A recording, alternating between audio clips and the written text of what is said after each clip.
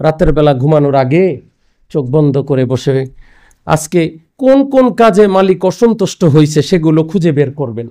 ঘুম থেকে উঠা থেকে শোয়ার মোরাকাবার আগ পর্যন্ত আজকে কি কি কাজে মালিকের অসন্তুষ্ট কামাই করছে এগুলো একটু খুঁজে বের করবেন, করে এগুলোর জন্য মাফ চাইবেন।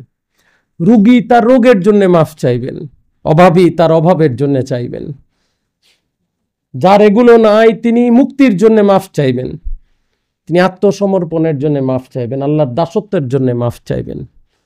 এটাই সাধনা।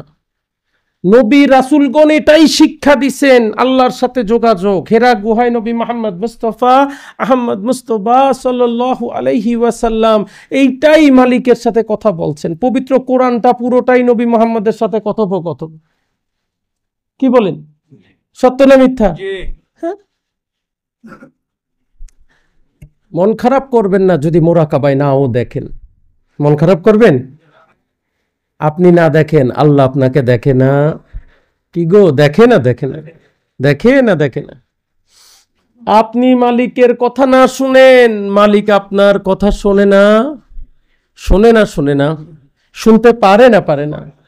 অসুবিধা নাই। যদিও তা হয় একতরফা, যদি প্রেমের ডাক আসে আপনিও জানেন না মালিক কোন সময় আপনার ডাকে সাড়া দিয়ে দেবে। কি জানেন?